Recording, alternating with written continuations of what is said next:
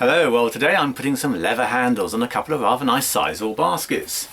So here they are. There's a larger one and there's a smaller one. So I'm going to be using some nice veg tan leather which has come off of a pair of shoulders.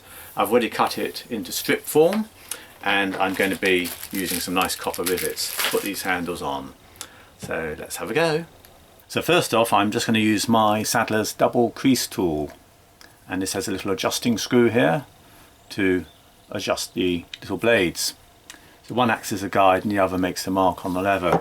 And I'm just going to run the little Saddler's crease lines down this piece of leather. So that's the sort of effect I'm trying to get.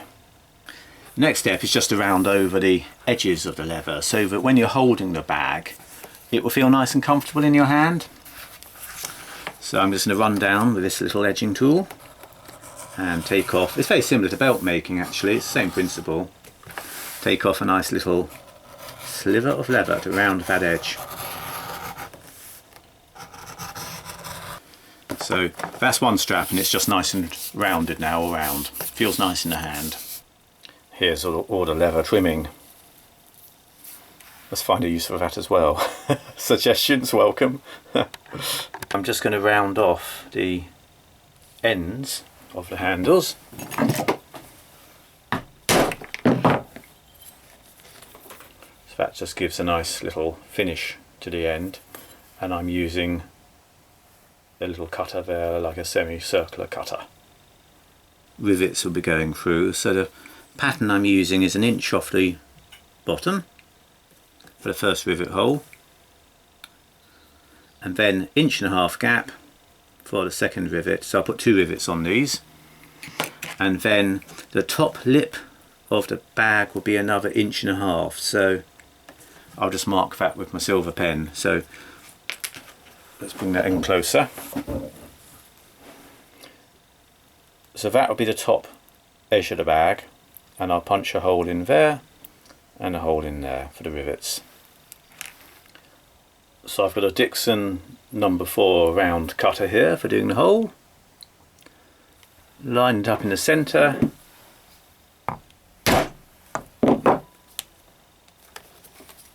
There you have it. So that's one. Going to keep it in the centre.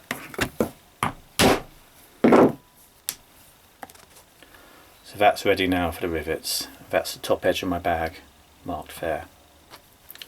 I'm just making some inside the bag bits of leather as well, so the rivet will basically sandwich the bag between 2 bits of leather. These are going to be like washers, so they'll go on the inside of the bag and just make that riveting nice and strong.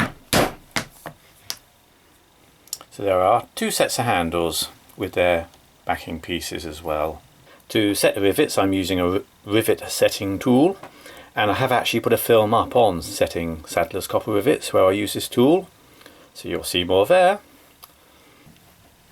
I've just started to put the handles in place on the smaller bag, and I've used little plastic pegs to get the spacings right. So basically I want it to match up so that the handles are in the right place with each of the bags. And you can see that I've just put a centre peg in and then measured out each side to what seems like a fairly nice handle sort of shape. And at the moment I've just tacked a couple of the copper rivets in, so need to put more in down there. On the inside of the bag, there we are, I've got the copper rivets going in there with the leather backing, so the actual bag material is being sandwiched by the copper rivet with leather each side, and it makes for a really strong fixing this. I tried to destroy one of these copper rivet fittings and actually it took my whole body weight, so I couldn't basically, but I thought that was quite interesting as an experiment. So I'll carry on. I'm just using an awl to mark through where the rivets are going, and I will then feed them through so it comes through to the other side, and hopefully with a bit of wiggling around, and it is a bit sort of an effort to try and get them through, you find a little gap in the Sisal, which, let's do that again, you can then get the rivet through. So that's the first lot of rivets. I haven't trimmed them yet, I've burred them over, but they're in position. And you can see now how the little backing pieces clamp it in. Got the handles now both fixed in position. I've just checked they're in the right place and they're fine. In terms of dimensions, if it helps, for this smaller bag, about 28 centimetres of leather above the rim of the bag. The other larger bag, I'll make that about 33 centimetres of leather above the rim. It's not critical, just do what you think looks right, really.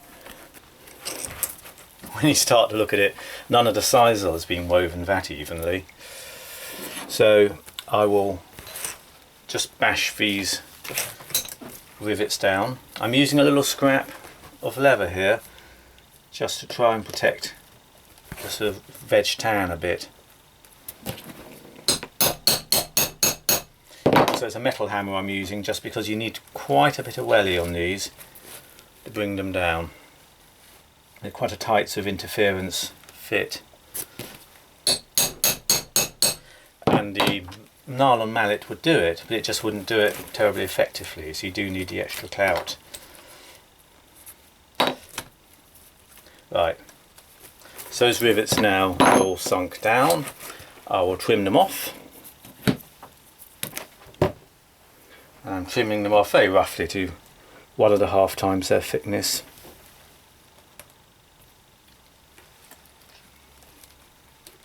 And I'm using just a bit of leather with a hole in it,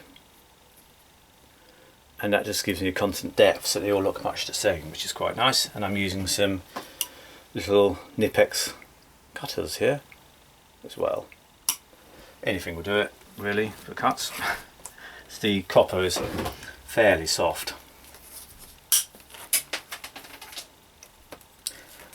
You don't want to get one of these rivets secured and find that you've done it wrong, because if you do, it's very difficult to get off.